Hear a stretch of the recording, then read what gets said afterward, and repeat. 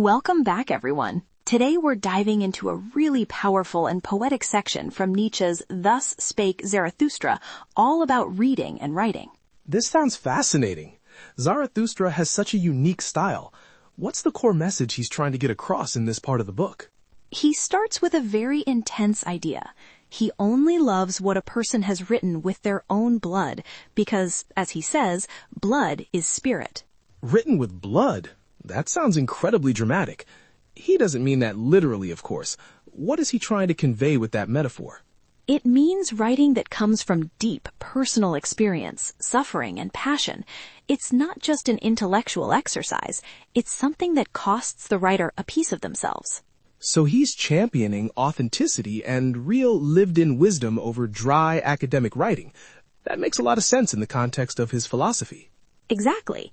And this is why he says he hates the reading idlers, people who consume words passively without putting in the effort to truly understand the spirit behind them. That's a very modern-sounding complaint, almost like he's critiquing how we mindlessly scroll through content today without ever really engaging with it. He takes it a step further, arguing that when everyone is allowed to learn to read, it can eventually ruin not just writing, but also thinking itself. Wow, that's a controversial take. Is he saying literacy is bad, or is it more about how the meaning of spirit or deep thought becomes diluted? It's the dilution. He says that spirit was once God, then it became man, and now it has become populous, meaning common, cheap, and lacking its original power. So for him, true writing shouldn't be for everyone to casually skim. It should be for those willing to do the work. How does he suggest one should write, then? He uses a brilliant analogy. He says proverbs should be like mountain peaks, and you need long legs to travel from one peak to the next. I love that image. It implies that great writing should be concise and powerful, but it requires the reader to be strong and capable enough to make the intellectual leap. Precisely. These ideas are meant to be learnt by heart. They should become a part of you. This connects to his broader theme of perspective, doesn't it? The idea of climbing a mountain to see the world from a higher vantage point.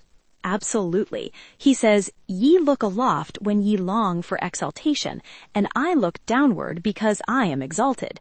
He sees things from above. So being exalted for him isn't about arrogance, but about achieving a perspective so high that you can look down on life's problems and even laugh at them. Yes, he who climbs the highest mountains laugheth at all tragic plays and tragic realities. It's about finding a joyful strength above the fray. That sounds like a form of profound courage. Is that how he sees it? As a kind of brave detachment? It's a very active courage. He says true courage creates its own goblins or challenges because it wants to laugh. It's not about avoiding fear, but playfully mastering it. So it's about being so confident in your own strength that you can treat obstacles almost like a game. What's the opposite of this mindset for him?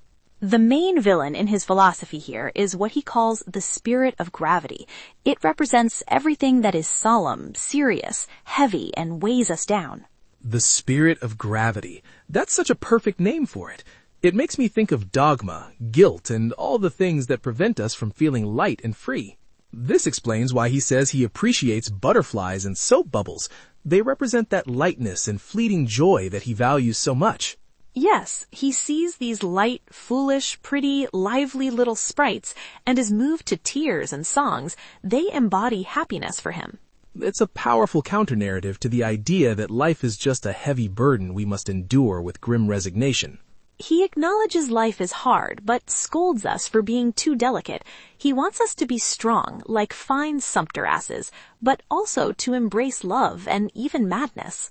And all of this culminates in one of his most famous images, right? The idea of a dancing god. That's the pinnacle. He says, I should only believe in a God that would know how to dance. It's the ultimate expression of joy, freedom, and divine power. So the entire journey is about shedding that spirit of gravity, learning to laugh from a higher perspective, and finally achieving a state of inner lightness. Exactly. The passage ends with his own transformation. Now am I light, now do I fly, now doth a dance God in me. He becomes his own ideal. What a powerful arc. It's a call to become lighter, more joyful, and to find the strength to dance through life's challenges rather than be crushed by them.